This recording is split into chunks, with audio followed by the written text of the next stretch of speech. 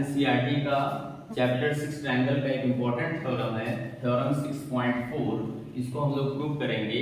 यहाँ पर क्या दिया है, यहाँ पर दो ट्रायंगल्स ABC और DF दिए गए हैं और इसमें दिया गया है इनकी करस्पॉन्डिंग साइड प्रोपोर्शनल है, करस्पॉन्डिंग साइड्स के रेशियो इक्वल है। तो हमको इनको प्रूव करना है कि ये इक्विएंगुलर है और इस तरह से हमको ये प्रूव करना है ये दोनों ट्रायंगल्स क्या हैं, सिमिलर ट्रायंगल हैं।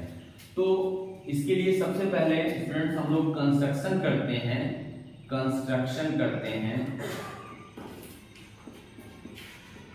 क्या करते हैं कि बड़े वाले ट्रायंगल्स से आप करस्पॉन्डिंग साइड AB के बराबर हम एक इंटरसेप्ट काटते हैं और इसी तरह से AC के बराबर एक इंटरसेप्ट काटते हैं और दोनों को आपस में क्या करते हैं, ज्वाइन कर देते हैं, मिला देते हैं, आपस में मिला देते हैं और इसका नाम हम रख देते हैं P and Q। ठीक है स्टूडेंट्स, अब हम लोग क्या करते हैं, ट्रायंगल आपका गिवन जो हमारा दिया गया, सबसे पहले हम लिखते हैं कि cut DP is equal to AB and DQ is equal to AC from sides DE and DF respectively।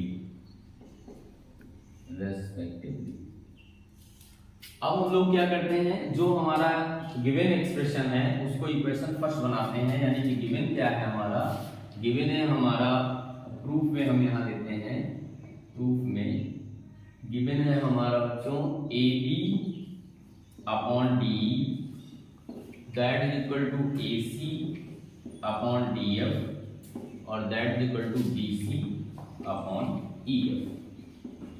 इसको हम लोग फर्स्ट बना लेते हैं।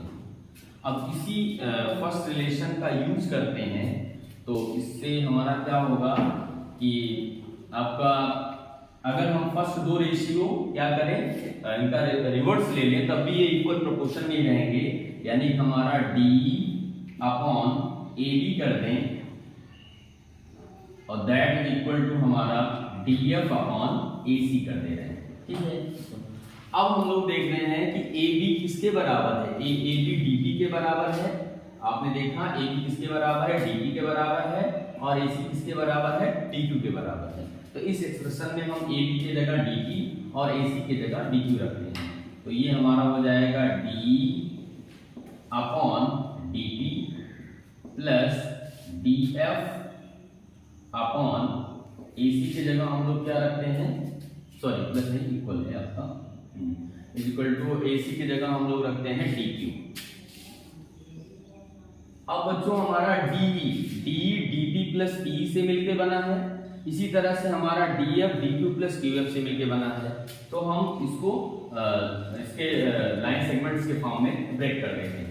तो इस तरह से हमारा एक्सप्रेशन क्या हो जाएगा, ये हमारा एक्सप्रेशन हो जाएगा DP plus PE upon DP that equal to DF क्या है, DQ plus QF upon DQ।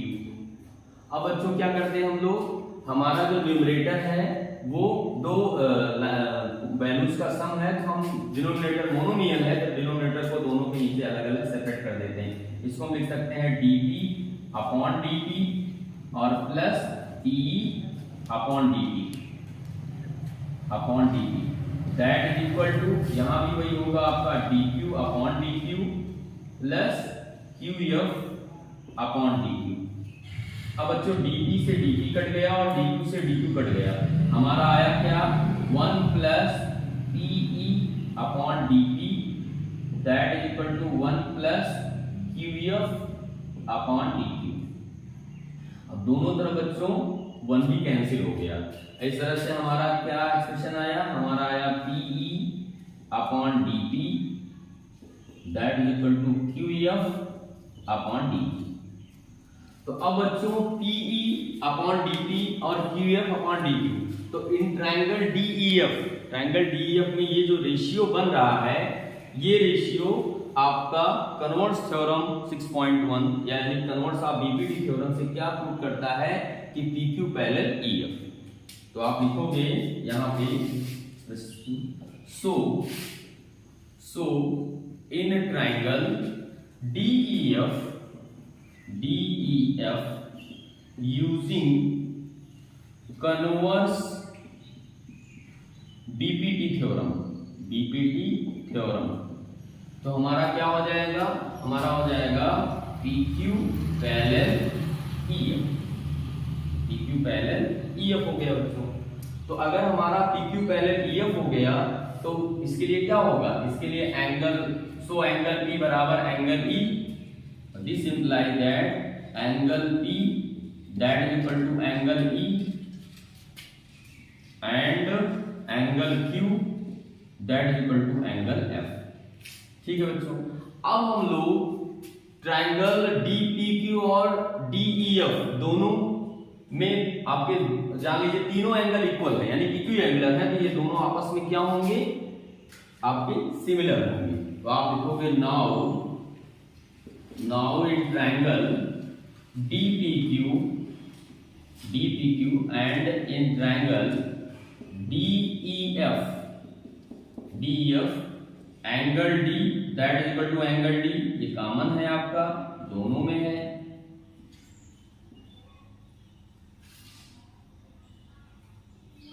ठीक है, दोनों में है। और आपका angle P that is equal to angle E and angle Q that is equal to angle F। हमने अभी प्रूव किया, ठीक है, प्रूव्ड, ये हमारे प्रूव हुए हैं अभी। तो इस तरह से तीनों पॉइंट्स देखे जाएं तो कि कोई भी दो ट्रायंगल के अगर तीनों एंगल्स करस्पॉन्डिंग एंगल्स इक्वल हैं तो वो क्या होते हैं, सिमिलर होते हैं। तो आप लिखोगे so triangle DPQ similar triangle DEF। इस तरह से हमारा DPQ DEF के क्या हो गया, सिमिलर हो गया। और अगर ये सिमिलर हो गया तो बच्चों इनके करस्पॉन्डिंग साइड्स के रेशियो क्या होंगे, इक्वल होंगे। यानी कि हम बोल सकते हैं so DP upon DE that is equal to आपका DQ अपॉन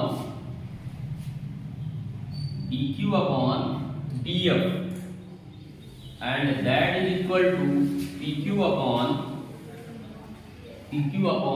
EF।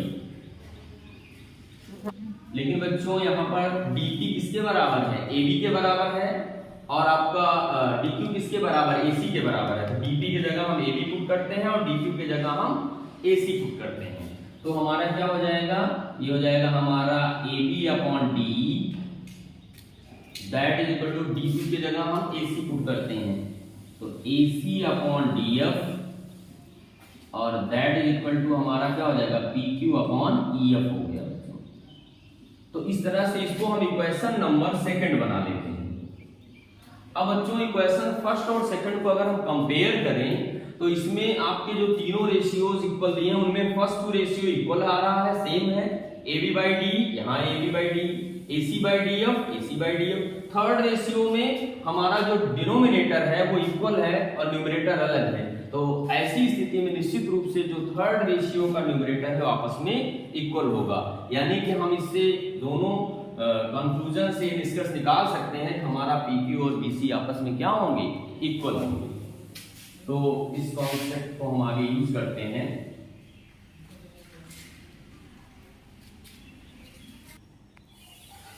तो स्टूडेंट्स प्रीवियस पार्ट में जो हमारा फर्स्ट और सेकंड आया अभी मैंने समझाया आपको, तो उसके अकॉर्डिंग तो बाय क्या फर्स्ट एंड सेकंड से हमारा क्या हो जाएगा, BC इक्वल टू PQ हो जाएगा, BC इक्वल टू PQ हो जाएगा।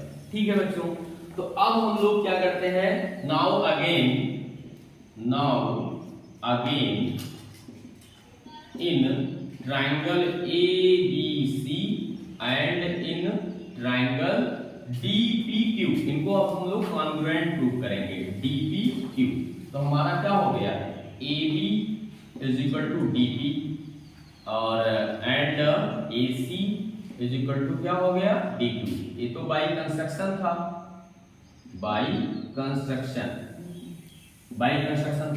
और BC that is equal to PQ।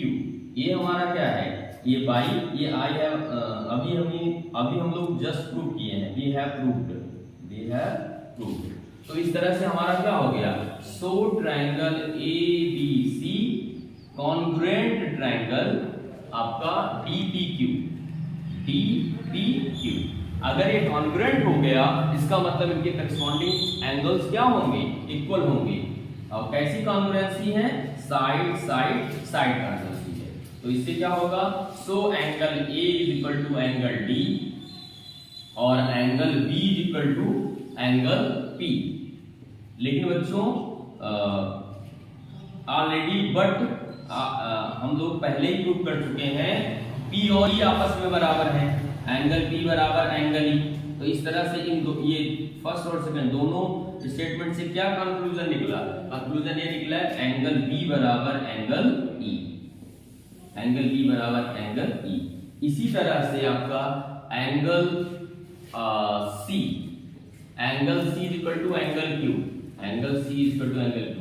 Similarly ऐसे हम लोगों ने पहले प्रूव किया है Q और F आपस में बराबर है, angle Q is equal to angle F। यहाँ इन दोनों कंक्लूजन से क्या निष्कर्ष निकलता है कि angle C equal to angle F।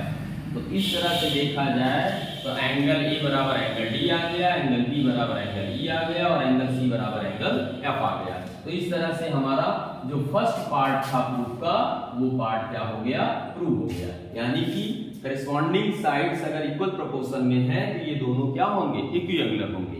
और चूंकि जब दोनों क्राइटेरिया फुलफिल हो रही है तो ऐसी स्थिति में हमारा क्या होगा, सिमिलर होगा। फिर लिखेंगे as AB upon DE that is equal to AC upon DF is equal to BC upon EF। ये तो हमारा गिवन ही था, ये हमारा गिवन था।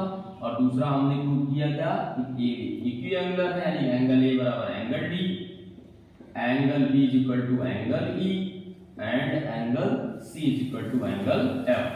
So both triangles क्या होंगे, similar होंगे। So triangle ABC similar triangle DEF।